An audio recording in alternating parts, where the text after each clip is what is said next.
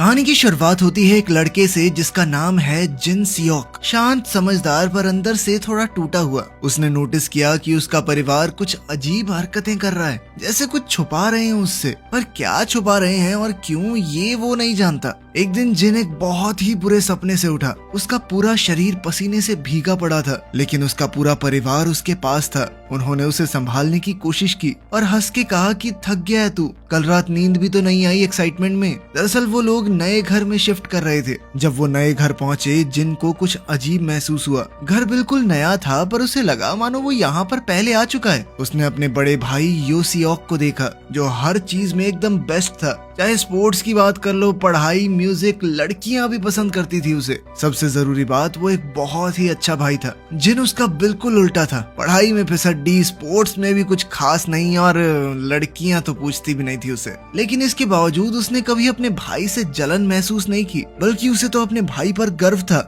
लेकिन फिर कुछ समय पहले योसीक ने एक खतरनाक एक्सीडेंट में अपना एक पैर खो दिया। नए घर में रेनोवेशन के दौरान जिन को पता चला कि उसे अब योसीक के साथ एक ही कमरे में रहना होगा, क्योंकि एक कमरे में पुराने किराएदारों का सामान पड़ा है। ये बात उसे थोड़ी अजीब तो लगी कि उनका सामान यहाँ क्यों पड़ा है, उनके चक्कर में हम क्यों परेशान हो। पर वो फिर भी इग्नोर करके एक वर्कर की मदद करने चला गया। वर्कर ने उससे पूछा, वो तुम्हारा बड़ा भाई है? जिन ने मुस्कुराकर कहा हाँ। पर जब वर्कर ने फिर से ये सवाल पूछा तो जिन ने हैरान होकर कहा कि पूछ क्यों रहे हो। वर्कर कुछ बता पाता उससे पहले ही यो सियोक वहाँ आ गया। उसने वर्कर से कहा कि तुम्हें किचन में बुला रहे हैं, जाओ। रात को डिनर के वक्त जिन के पिता ने उसे बताया कि 1 महीने के अंदर पुराने किराएदार अपना सामान ले जाएंगे। फिर जिन और यो सियोक अलग अलग कमरों में रह सकते हैं। जिन ने पूछा कि उस कमरे में रखा क्या है। उसके पिता ने कहा कि पता नहीं, लेकिन पिछले किराएदारों ने हाथ जोड़ के रिक्वेस्ट की थी कि प्लीज उसे खोलना मत। उसने जिन से भी कहा कि देख, शैतानी दिमाग है तेरा, लेकिन खोलियो मत, ठीक है। ये सुनकर जिन को और ज्यादा अजीब सा महसूस होने लगा।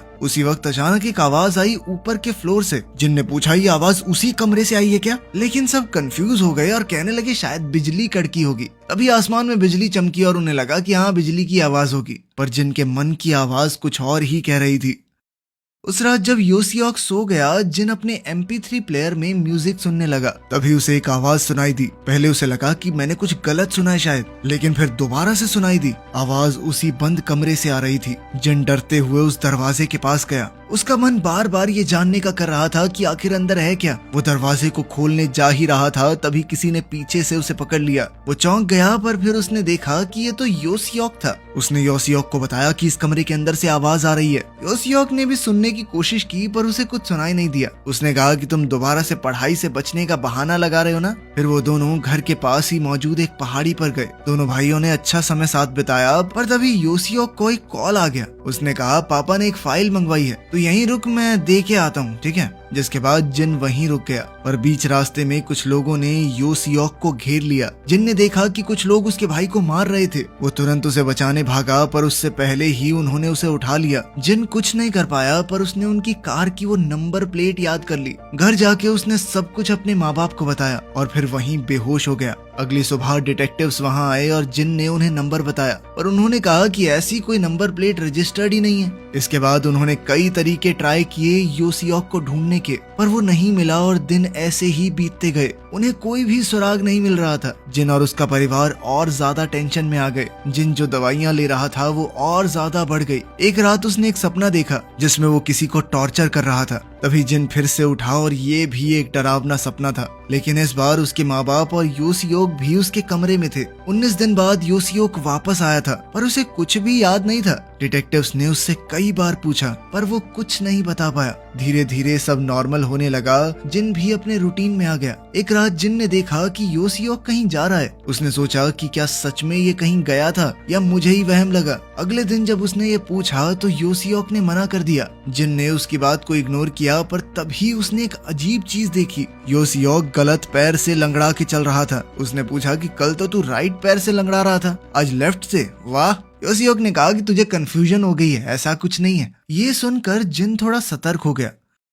उस रात जब वो स्टडी डेस्क पर सो गया, योसियोक उसके पास आया। उसने एक पेंसिल उठाई और उसकी आंख के बिल्कुल पास ले गया। जब वो टच होने ही वाली थी, पेंसिल की टिप टूट गई। योसियोक ने उसे वापस रख दिया और जिन की आंखें खुल गई। जिससे उसे पक्का हो गया कि कुछ तो गड़बड़ है। उसने योसियोक का पीछा करना शुरू किया। उसने देखा कि वो अब लंगड़ा भी नहीं रहा था। फिर उसने देखा योसियोक 2 लोगों को इंस्ट्रक्शन दे रहा है और ये तो वही डिटेक्टिव थे जो उनके घर पर आए थे। जिनको समझ आ गया कि ये मेरा भाई नहीं है, ये कोई और है, एक साजिश चल रही है, कुछ तो खतरनाक चल रहा है हमारे घर में। जल्द ही वो ऊपर किसी कमरे में गया। जिन ने भी उसका पीछा किया, पर ऊपर पहुंचते ही वो अचानक गायब हो गया। जब जिन वापस जाने लगा तो वो पकड़ा गया। उन्होंने कहा, तू सब कुछ खराब कर रहा है, बॉस का प्लान बिगाड़ रहा है तू। पहले तो जिन ने ऐसा दिखाया कि मुझे कुछ समझ ही नहीं आ रहा, पर जब पता चला कि वो उसे छोड़ेंगे नहीं तो वो भाग गया। काफी देर तक उन्होंने उसका पीछा किया, लेकिन आखिरकार वो बच गया। पर तभी किसी ने पीछे से उसे पकड़कर बेहोश कर दिया। ये कोई और नहीं, योसियोक ही था। जब जिन की आंखें खुली तो वो अपने कमरे में था, काफी ज्यादा कंफ्यूज्ड। उसे समझ नहीं आ रहा था क्या सच है क्या नहीं। उसने देखा कि उसका भाई तो उसके साथ बेड पे सो रहा है। अब जिन पूरी तरह कंफ्यूज हो चुका था। उसे अपनी ही आंखों पर भरोसा नहीं हो रहा था। उस रात जो कुछ भी हुआ उसने उसका पूरा विश्वास हिला दिया। जब योसियोक ने उसे देखा तो वो डर के मारे कांपने लगा। उसने पूछा, क्या हुआ जिन? लेकिन जिन जवाब नहीं दे पाया, क्योंकि अब तक उसे समझ नहीं आ रहा था कि वो सपना है या सच। वो बाथरूम गया और अंदर का दरवाजा लॉक कर दिया। योसियोक वहाँ आया और कहा कि ये तू क्या कर रहा है? लेकिन जिन डरा हुआ था, उसका पैनिक बढ़ने लगा। उसने चीख कर कहा कि दूर हो जा मुझसे। योसियोक कुछ समझ नहीं पाया, वो भी थोड़ा घबरा गया। उसने पूछा कि ऐसे क्यों रिएक्ट कर रहा है तू? जिन चीख चीख कर बताने लगा कि उसने कल रात क्या देखा। हर एक बात छोटी से छोटी वो हर डिटेल में बताने लगा। योसियोक ने कहा कि ये सब सपना था जिन, तू ज्यादा सोच रहा है। लेकिन जिन नहीं माना। उसने कहा कि तू मेरा भाई नहीं है, तू कौन है, अपनी असलियत बता दे मुझे, और मेरा असली भाई कहाँ है?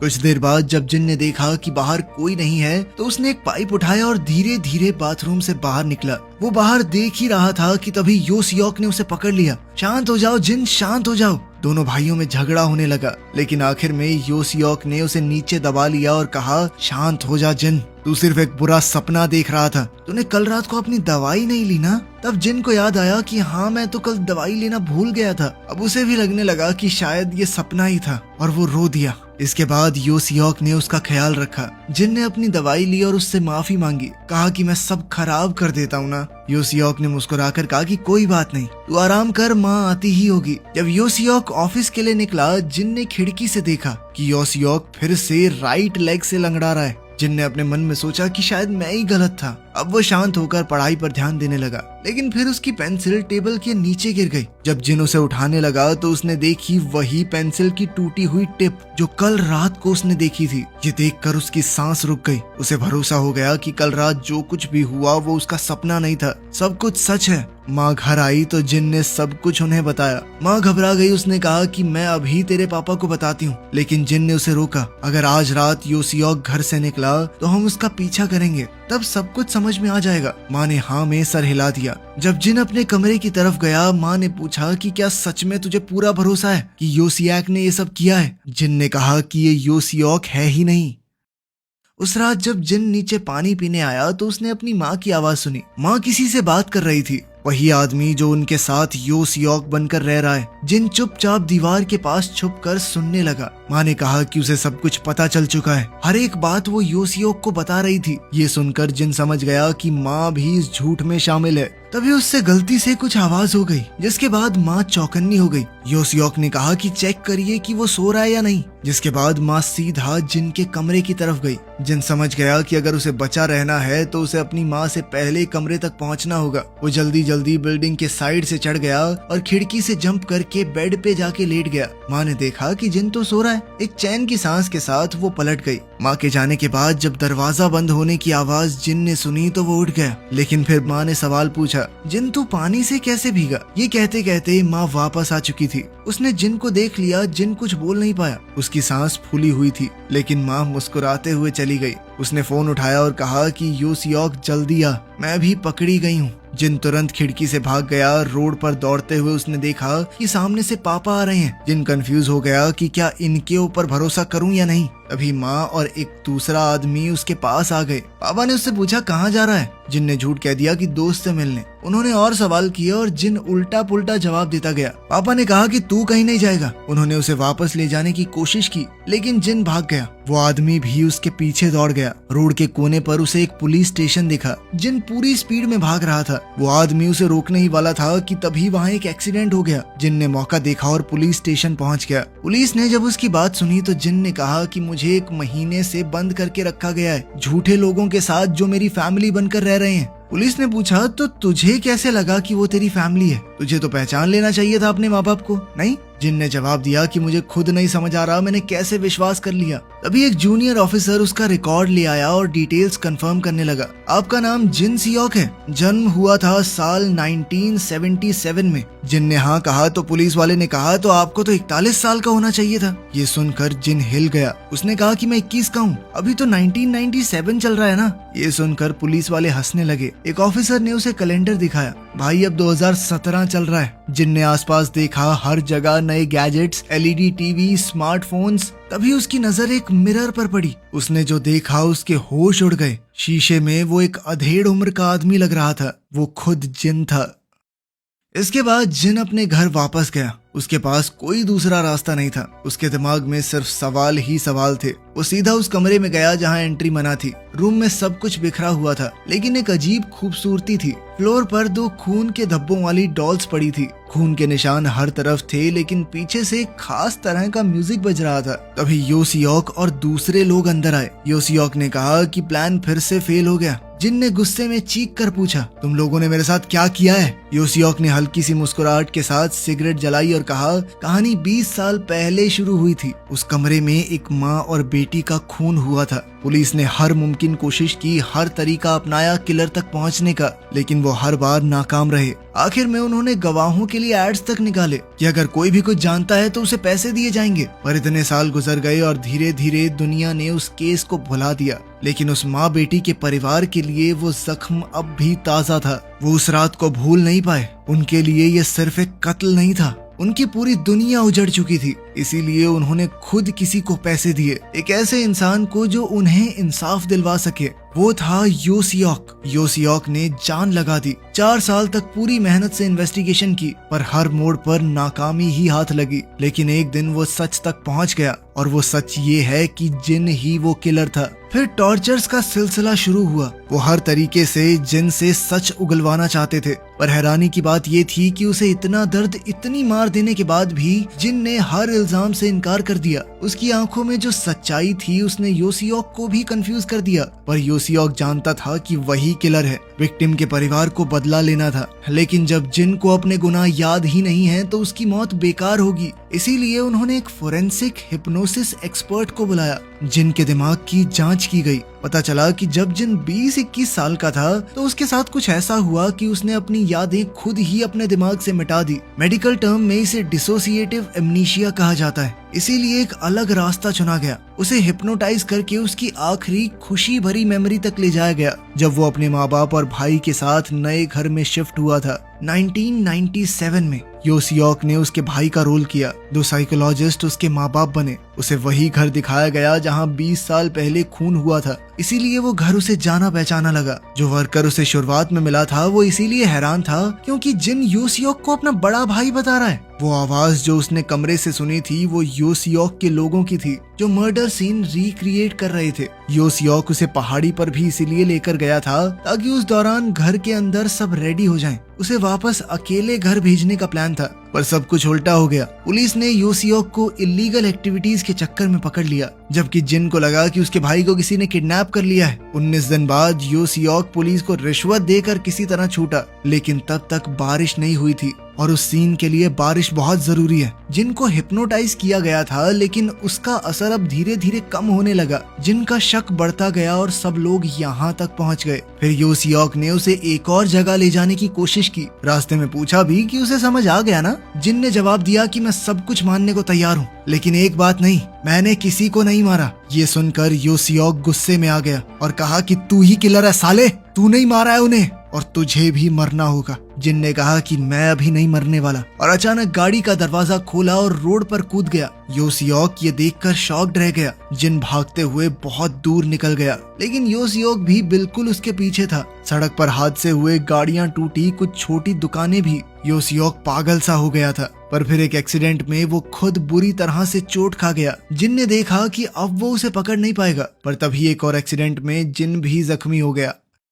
जिनको हॉस्पिटल ले जाया गया। ऑपरेशन थिएटर पर उसके दिमाग ने उसे उसकी पूरी जिंदगी दिखाई। मई 1997 में जिन गाने सुनते हुए अपनी गाड़ी ठीक करवा रहा था। गाड़ी ठीक होने के बाद उसने अपने माँ बाप को बुलाया। वो अपने नए घर जा रहे थे, लेकिन रास्ते में उनका एक्सीडेंट हो गया। उसके माँ बाप तो मौके पर ही मारे गए। उसका भाई बचा, लेकिन कंडीशन बहुत क्रिटिकल थी। अब जिन के कंधों पर जिम्मेदारी आ गई। जिन ने पूरा जोर लगा दिया, हर नौकरी के लिए तैयारी की, ऑनलाइन ऑफलाइन कुछ भी मिल जाए। लेकिन उसने 12वीं भी पास नहीं करी थी, वो पढ़ाई में बेकार था, उसे कौन रखता। फिर भी वो जैसे तैसे अपने भाई का इलाज करवाता रहा। 6 महीने बाद डॉक्टर्स ने कहा कि सर्जरी जरूरी है। अब जिन के पास पैसे तो थे नहीं, तो उसने सोचा कि अपनी किडनी बेच देता हूँ, लेकिन कोई भरोसेमंद खरीदार नहीं मिला। और इतना सब सहने के बाद वो आखिरकार अंदर से टूट गया। एक दिन उसके कंप्यूटर पर एक मैसेज आया। सामने वाले शख्स ने पूछा कि तुम पैसों के लिए कुछ भी करने को तैयार हो? जिन ने कहा कि हाँ। इस पर उस आदमी ने कहा कि अगर मेरे लिए किसी को मार दोगे तो पैसे मिल जाएंगे।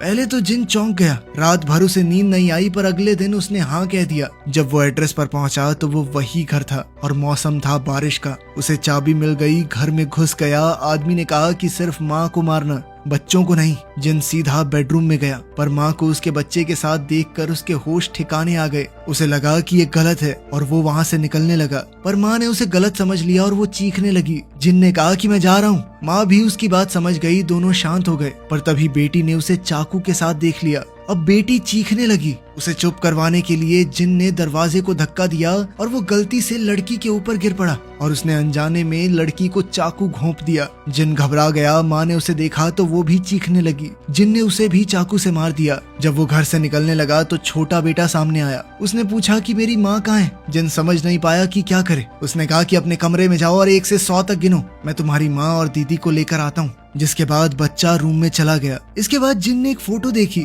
उसमें वो आदमी था जो उसके भाई का डॉक्टर है। तब उसे समझ आया कि डॉक्टर ने उसकी मजबूरी का फायदा उठाया है। उसने अपनी ही पत्नी को मारने के लिए भेजा है। जिन छत पर गया और डॉक्टर का इंतजार करने लगा। बच्चे ने उसे कॉल करके बताया कि मम्मी और बहन को कुछ हो गया है, जल्दी आओ। अपनी बेटी की मौत की खबर सुनकर डॉक्टर का दिल टूट गया। जिन ने पूछा कि अपनी पत्नी को क्यों मारा। डॉक्टर ने कहा कि इंश्योरेंस के पैसों से हम सड़क पर आने से बच जाते, पर अब जब उसकी बेटी भी मर गई थी तो वो गुस्से से पागल हो गया, और उसने गुस्से में आकर जिन को छत से धकेल दिया। जिन ने उसे रोकने की कोशिश की, पर उस कोशिश में गलती से डॉक्टर छत से नीचे गिर गया, और ऐसे ही एक और मौत हो गई उसके हाथों। यही वो घटना थी जिसे जिन के दिमाग ने दबा दिया था। आखिरकार जिन होश में आया। उसने देखा कि यो सियोक उसके पास था। यो सियोक ने कहा कि विक्टिम के परिवार को इंसाफ चाहिए, तुम्हें छोड़ नहीं सकता, जहर देने जा रहा हूँ तुम्हें। पर जिन ने कहा कि उस लड़के से माफी मांग लेना मेरी तरफ से। ये सुनकर यो सियोक समझ गया कि जिन को सब कुछ याद आ चुका है। फिर यो सियोक ने पूछा कि क्यों किया तुमने ये सब, कौन था इस सब के पीछे। फिर उसने एक राज बताया। वो छोटा बच्चा जो उस रात 1 से 100 तक गिन रहा था, वो खुद यो सियोक है। जिन हैरान रह गया। यो सियोक ने पूछा कि मुझे भी क्यों नहीं मारा, मुझे क्यों जिंदा छोड़ दिया? हाँ, बचपन से आज तक मुझे अनाथ आश्रम में रहना पड़ा, मेरा पूरा परिवार था, सब कुछ छीन लिया तुमने।